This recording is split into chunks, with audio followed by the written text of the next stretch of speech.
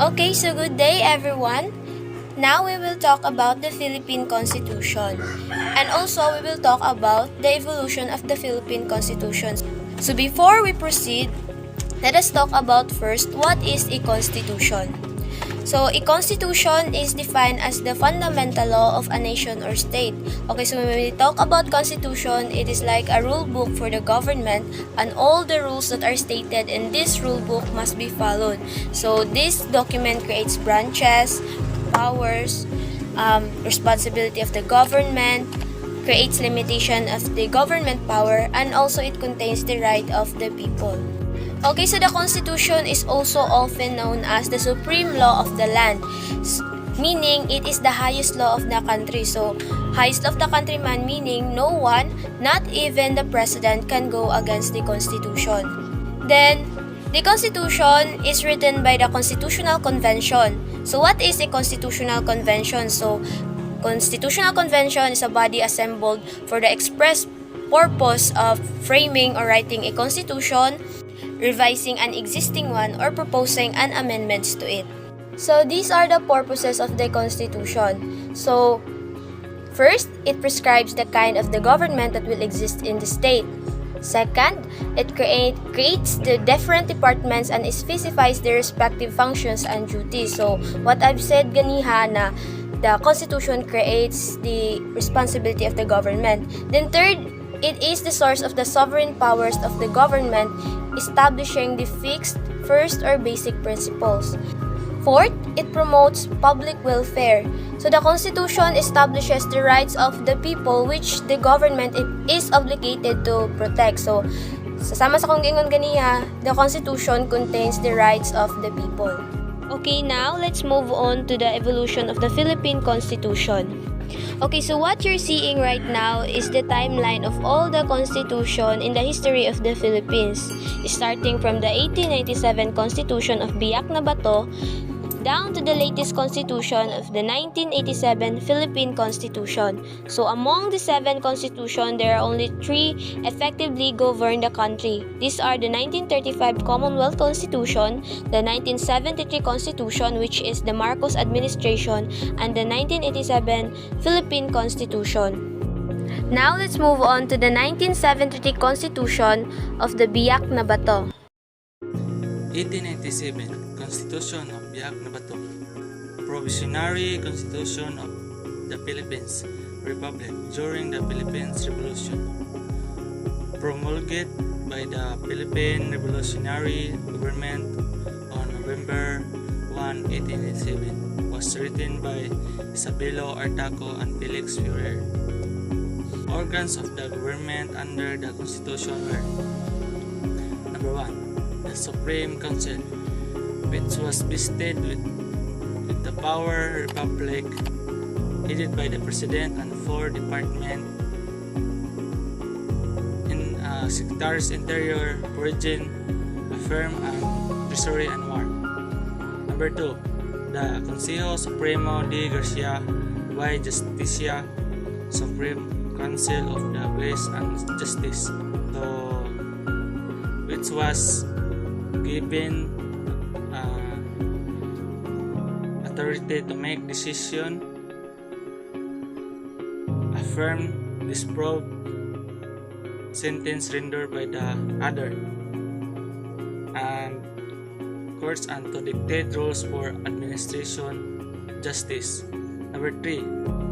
The Assembly de Representatives, Assembly of Representatives, so which was to convince after the revolution to create a new constitution and to elect council of government of the representatives of the people. Its preamble reiterated the objective of the revolution, which say the separation of the Philippines from the Spanish monarchy and their formation into an independent state with its own government. So the Philippines Republic has been then set by the revolution in 16 war began on 24th August 1896. Therefore, it's named by the power delegated by the Filipino people, interpreting faithfully their desire and vision. We representatives of the revolution.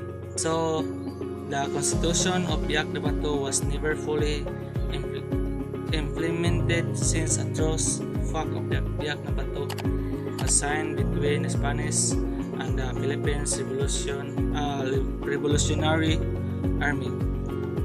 So the Pact Biak de Bato signed on December 15, 1897 created truce between Spanish colonial Governor General Fernando de Rivera and the revolutionary leader Emilio Aguinaldo to end the Philippines Revolution.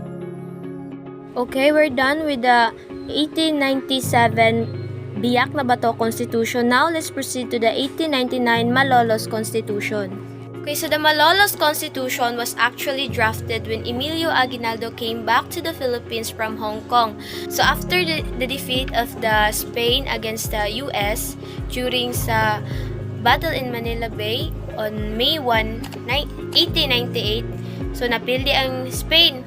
Then, pag-apildi sa Spain, the US cruiser Macoloch transported Aguinaldo back to the Philippines. So, pagbalik ni Aguinaldo sa Pilipinas, the declaration of the Philippine independence on June 12, 1898 happened. So, together with the declaration was several decrees that formed the First Philippine Republic and the first Republican Constitution in Asia.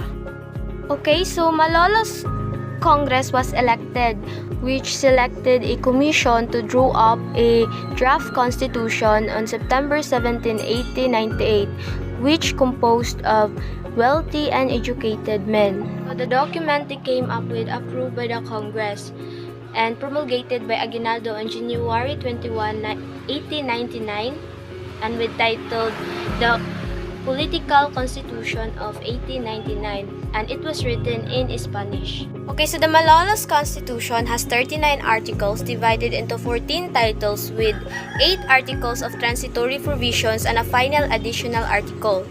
So, ang Malolos Constitution, ang main author of this constitution was Felipe Calderon. The Malolos Constitution was patterned after the Spanish Constitution of 1812 with influences from the charters of Belgium, Mexico, Brazil, Nicaragua, Costa Rica, Guatemala, and the French Constitution of 1793. Okay, so according to Calderon, these countries were studied because they share the same political, social, ethnological, and governance condition with the Philippines. So, also, the prior constitutional projects in the Philippines influences the Malolos Constitution, namely, the Kartilya and the Sanggunian Hukuman, the Charter of Laws and Morals of the Katipunan written by Emilio Jacinto, the Biak na Bato Constitution of 1897, the Mabini's Constitutional Program of Philippine Republic of 1898, the Provisional Constitution of Mariano Ponce in 1898 that followed the Spanish Constitution, and the Autonomy Project of Paterno. Okay, so these are the main features of 1899 Constitution. First, it was based on democratic traditions in which the government form was popular, representative, and responsible with 3 distinct branches. Second, a unicameral legislator. When we say unicameral, there is only one legislator called the Assembly. So, the Constitution called for a presidential form of government with the president elected with a term of 4 years by a majority of the Assembly convened as the Constituent Assembly. Third, it recognizes the freedom of religion and separation of church and state. These are the direct reactions to the features of the Spanish government in the Philippines. And fourth, the Constitution emphasizes and safeguarded the basic civil rights of not only Filipinos but also foreigners through Bill of Rights. So the Malolos Republic was the first democratic government. It had a form of governance that included the management of social services, education, creation of an army, monetary system, diplomatic activities. It even had a government publication in order to spread to the foreign nations the ideals of the new republic and to ask for support for its recognition. The Malolos Republic, however, was a short-lived government. Its demise began at the start of the Philippine-US War in February 1899 and ceased to exist with the capture of Aguinaldo in Palana, Isabela on March 1901. 1935, the Commonwealth Constitution was made through 1934 Constitutional Convention and created by Commonwealth Government of the Philippines. So, Tidings McDuffie Act and gitawag sab siya as Philippines Commonwealth and Independence Act 1934. The U.S. institute that provided for Philippines independence to take effect on July 4, 1946. After a 10 years transitional period of Commonwealth government, the bill was signed by U.S. President Franklin D. Roosevelt on March 24, 1934 and was sent to the Philippine Senate for approval. Although that body had previously rejected the similar Hair Pabes Cutting Act, it's approved the Tidings McDuffie Act on May. Transitional administration to prepare the country towards its full achievements of independence. So, Tidings McDuffie Act and Commonwealth was designed isip transitional nga administration agig preparation nga sa higpit nga achievements of independence. Provided for a unicameral National Assembly with a President and Vice President elected to 6 years term without re-election. Established a unicameral National Assembly with a President and Vice President elected to 6 years terms without a re-election process. Amended in 1940 to have a bicameral Congress. So the Philippines Bill of 1902 mandated the creation of a bicameral or two-chamber Philippines Commission as the upper house and the Philippines Assembly as the lower house. This bicameral legislature was inaugurated in October 1902. The draft of the Constitutional Convention on February 8, 1935 was approved by the Constitution and ratified by the U.S. President Franklin Delano Roosevelt on March 25, 1935. Election were held in September 1935 and Manuel L. Quezon was elected as President of the Commonwealth. So the Senate President Manuel L. Quezon and his running mate Senate President Pro Tempore Sergio Osmeña napili isip Presidente o Vice President while voters elected as a representative alang sa bagong unicameral National Assembly o alang sa local nga mga posisyon.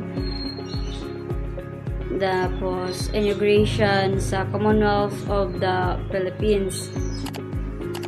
Briefly interrupted by the events of the World War II with the Japanese occupying the Philippines.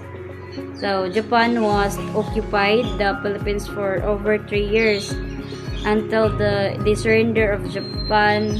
A highly effective guerrilla campaign by Philippines resistance forces controlled 60% of the islands, mostly jungle and mountain areas.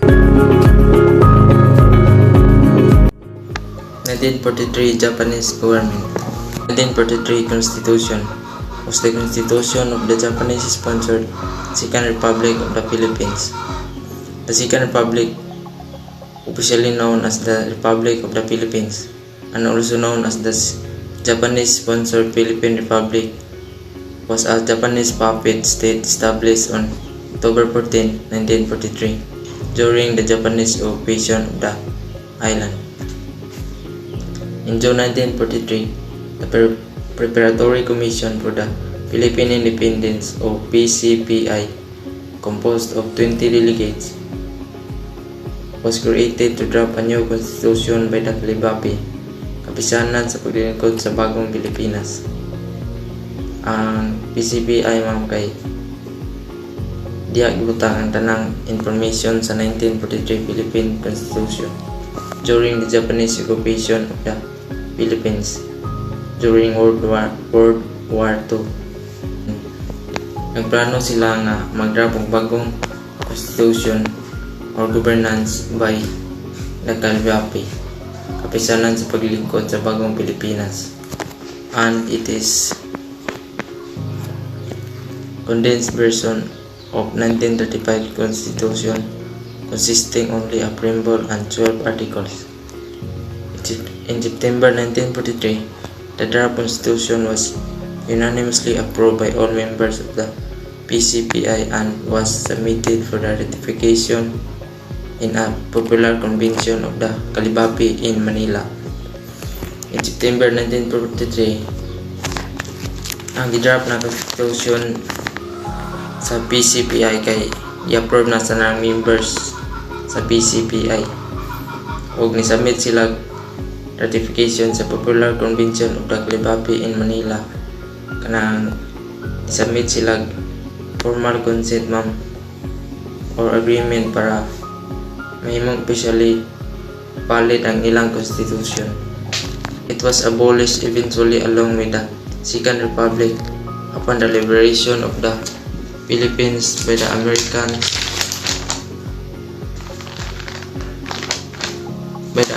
forces in 1945 and the re-establishment of the Commonwealth of the Philippines. Eventually, nawalan ang constitution kauban sa Second Republic o nakalayan ang Philippines sa Japanese by the American forces in 1945 o re-establish ang Commonwealth of the Philippines. Okay, so now let's talk about the 1973 Constitution. So various presidents ruled the Philippines using the 1935 Constitution until President Marcos came into the picture. So Ferdinand E. Marcos was first elected in 1965. Then pagka 1967, there was a plan to make a new constitution. The Philippine Congress passed a resolution calling for a constitutional convention to change the 1935 Constitution. Kay murag na paglumaan na bitaw ang 1935 Constitution. So, election of the delegates to the Constitutional Convention began formally on June 1, 1971 with the former President Carlos P. Garcia being elected as the convention president. But unfortunately, Garcia died, so ang himpuli niya as the convention president was Diosdado Macapagal. Then, before the convention finished its work, martial law was declared.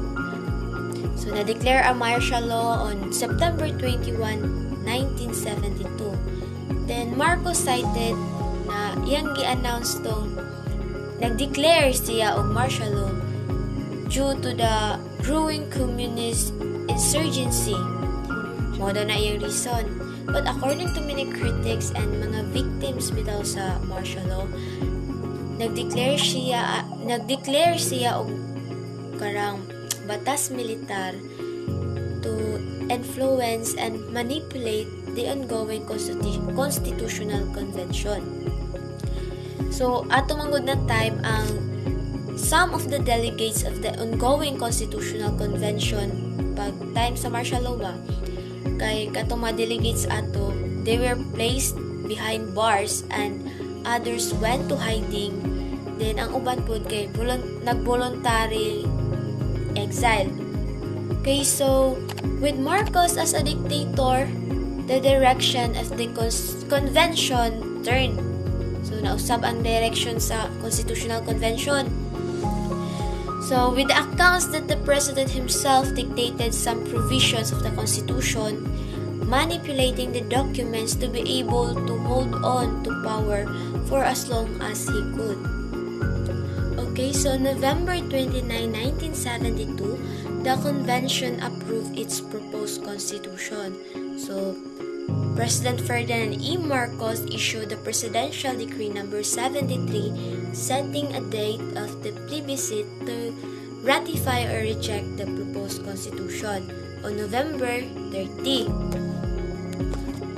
Then later on, the plebiscite was postponed and kay kuan man gud murag nahadlok bitaw si Marcos na the public would vote to reject the constitution.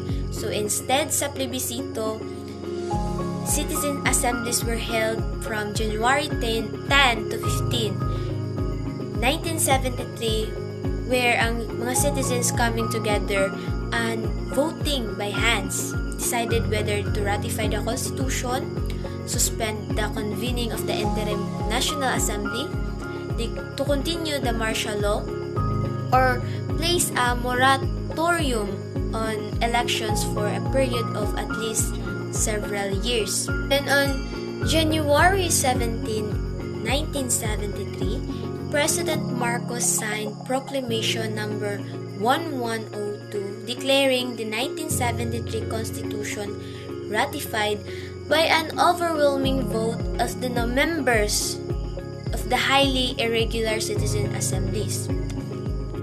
So on January 17, 1973, President Marcos signed Proclamation number 1102 declaring the 1973 Constitution ratified by an overwhelming vote of the members of the highly irregular citizens assembly. So the 1973 Constitution was composed of a preamble and 17 articles, provides from a shift from presidential to a parliamentary system of government. Okay, so in this constitution, the legislative power was vested in the National Assembly.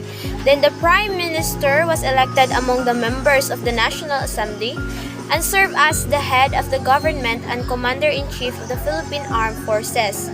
The president was to be elected as the symbolic and presidential head of the state, chosen from the members of the National Assembly.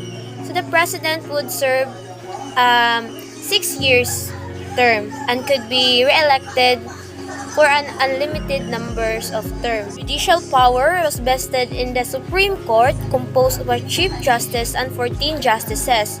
Then the National Assembly. What is a National Assembly? So, National Assembly exercises the power to define, prescribe, and apportion the jurisdiction of the lower courts. Then all the justices of the Supreme Courts and judges of the lower courts are appointed by the Prime Minister. There were various amendments in 1973 Constitution, but most controversial was the 1976 amendments. These are the most controversial 1976 amendments. The National Assembly was replaced by the interim Batasang Pambansa, and the President would become the Prime Minister and exercise legislative powers until martial law was lifted. This so-called Marcos Constitution differs from the previous Constitution in many ways. So, ang 1973 Constitution ug ang 1935 Constitution kay daghan kaayog kalahian. They differ from suffrage, Congress, power, and many more. 1935 Constitution, in terms of suffrage, only males were able to have the right to vote. This is then broadened in the 1973 Constitution to the... This is broadened. Okay. This is broadened in 1960... Sayop na pod! This is broadened on 1973 Constitution to the citizens of the Philippines, meaning karang men and women can have the right to vote. So in terms of the kind of Congress, the 1935 Constitution had a National Assembly, while in the 1973 Constitution, it became the Batasang Pambansa. The COMELEC composed of one chairman and two commissioners during the 1935 Constitution, while in 1973, there are one chairman and 8 commissioners. So the COMELEC was appointed by the President with the consent of Commission on appointments during 1935 Constitution. On the other hand, it was the Prime Minister during the 1973 Constitution. Lastly, during the 1935 Constitution, there was no qualifications to be part of the COMELEC. However, during the 1973 Constitution, dapat na ang mamember sa COMELEC, it was a natural-born citizen sa Philippines, then at least 35 years of age at the time of appointment, and a holder of a college degree. So, the 1973 Constitution remained in force until the February 21, 2025 EDSA People Power Revolution of 1986, where toppled the Marcos administration. So, together with the downfall of the Marcos administration, also the 1973 Constitution was abolished with the adoption of the 1986 Freedom Constitution by the administration of Cory Aquino. 86 Freedom Constitution. March 24, 1986. President Aquino signed Proclamation Number 3 entitled Declaring a National Policy to Implement the Reforms Mandated by the People, Protecting Their Basic Rights, Adopting a Provisional Constitution, and Providing for an Orderly Transition to a Government under New Constitution. So, what is 1986 Freedom Constitution of the Philippines? It is often called the Freedom Constitution. This constitution was intended as a transitional constitution to ensure democracy and the freedom of the people. The Freedom Constitution provided for an orderly transfer of power while a constitutional commission was drafting a permanent constitution. A verbalism copy of the 1973 Constitution minus the provision on the Batasang Pambansa. So what is the article that under 1973 Constitution in Batasang Pambansa? So the article is in section 15. In times of war or other national emergency, the Batasang Pambansa may by law authorize the President for a limited period and subject to such restrictions as may prescribe to exercise powers necessary and proper to carry out a declared national policy. So what are the provisions of 1973 Philippine Constitution? The Philippines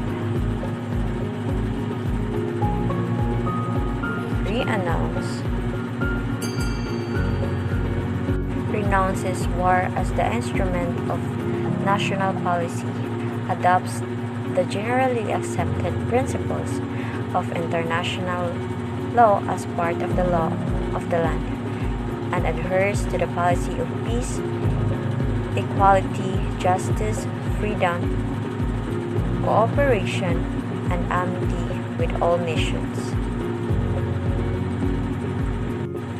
Aquino vested in herself both executive and legislative powers.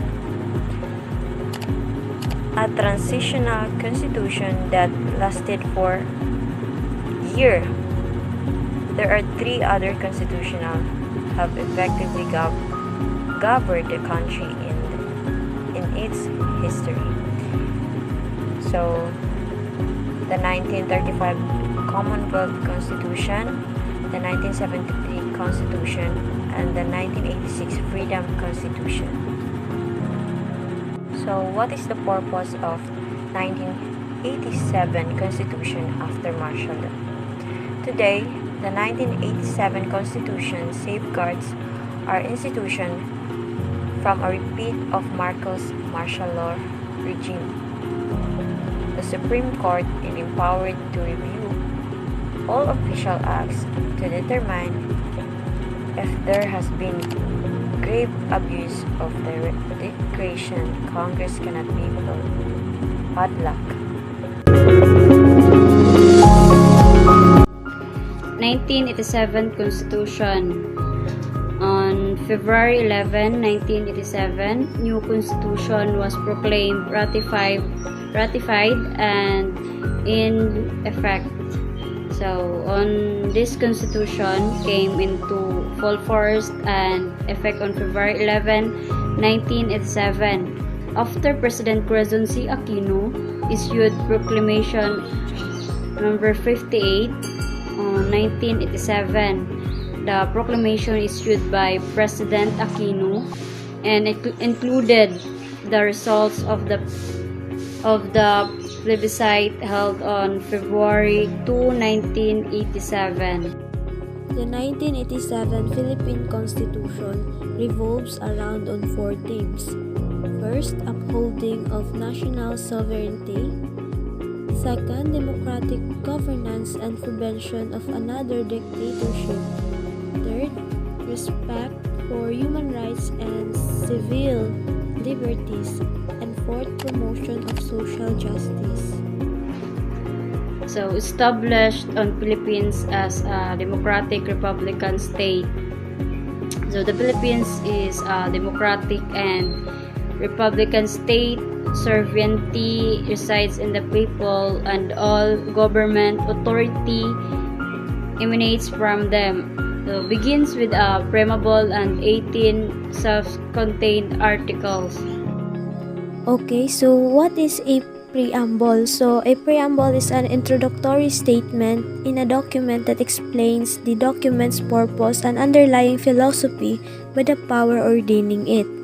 So, the preamble is not considered as a source of substantive law unless apart from the preamble, since it's not part of the Constitution but a preparatory portion of it. So, if i-compare nato sa balay ang Constitution, ang preamble kay dormatra sa balay. So, pang-welcome ra, introductory. Okay, so this is the preamble of the 1987 Constitution of the Republic of the Philippines.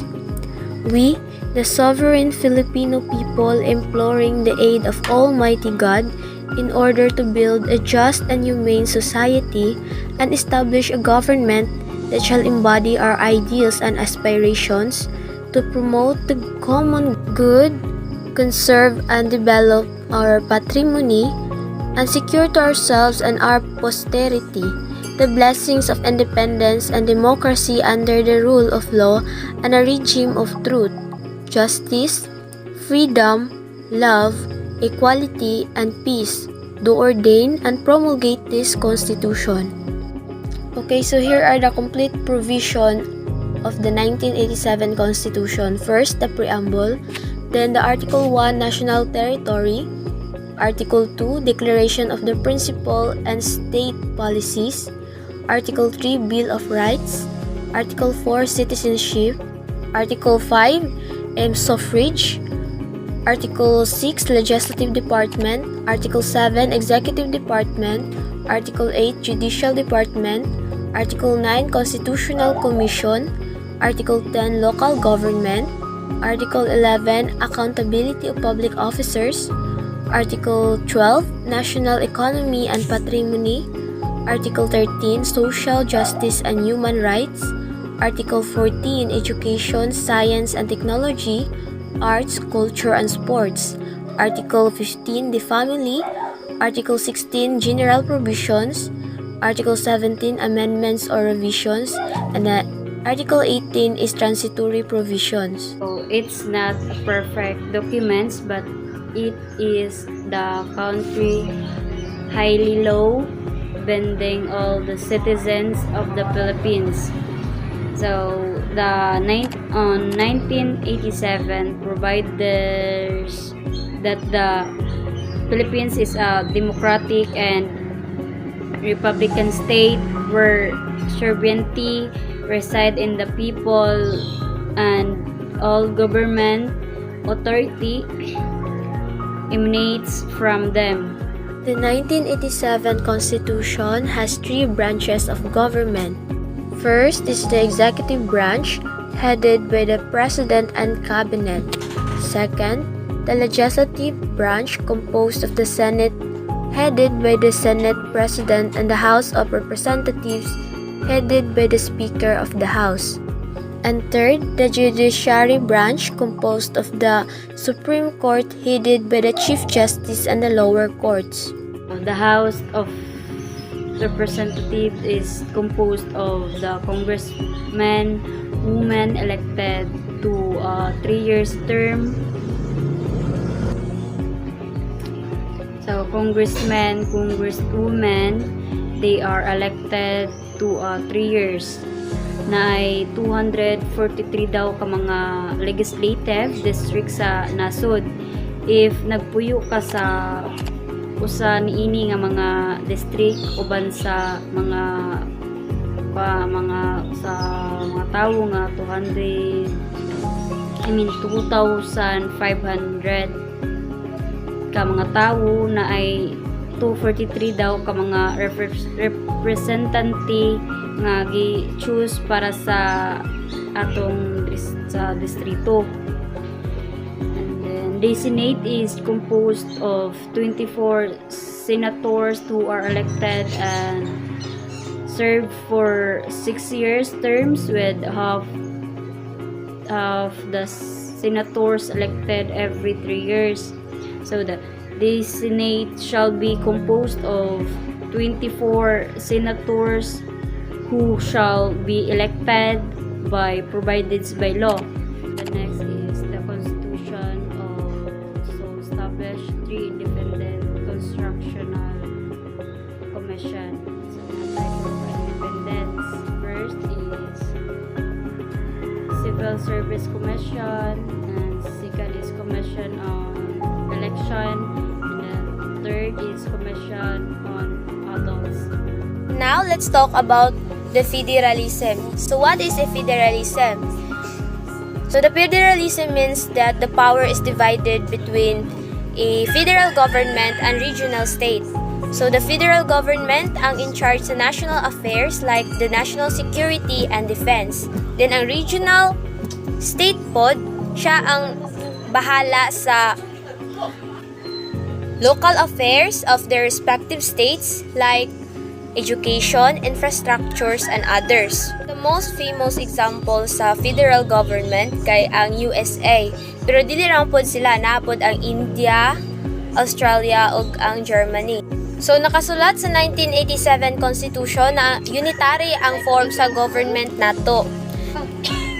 So karon kay centralized man ang form sa government, mas dali mapatupad ang focused uniform policies. Pero syempre kay nakafocus ang pamahalaan sa national issues, usahay ma-overlook ang mga specific needs o mga smaller issues sa mga smaller regions. Sa unitary pod, usa ang budget na ginasunod. Munang usahay, dili siya proportional sa mga mabahin-bahin, dili bitaw siya mabahin-bahin sa mga regions. Then the current constitution can be dismantled through charter change. So what is a charter change? So ang charter change or CHACHA ang tawag sa legal and political process in viewing and ang posibleng pag-revise in 1987 Constitution. Fun fact, dili si President Duterte ang una nga nakahuna-huna nga magsulong og charter change para sa federalism. Gitrayan po siya ni former President Gloria Macapagal Arroyo. So in the Philippines, kung mahimot ang federal na gobyerno, ma-divide ang country into smaller region state. Tas in every state na naay mga kaugalingong gobyerno and mahimong independent in terms of economic policy as tapod sa pag-implement sa mga laws.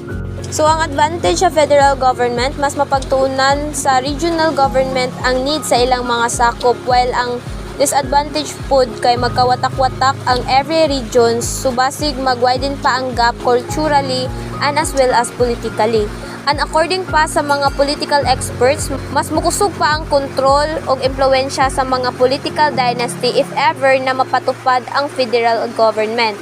So ang pag-usab sa usa ka system sa government is dili po siya dali-dali, din dili po siya barato. It would cost billions to dismantle the 1987 Constitution, and it would take a long time before the system normalized and iron its kings.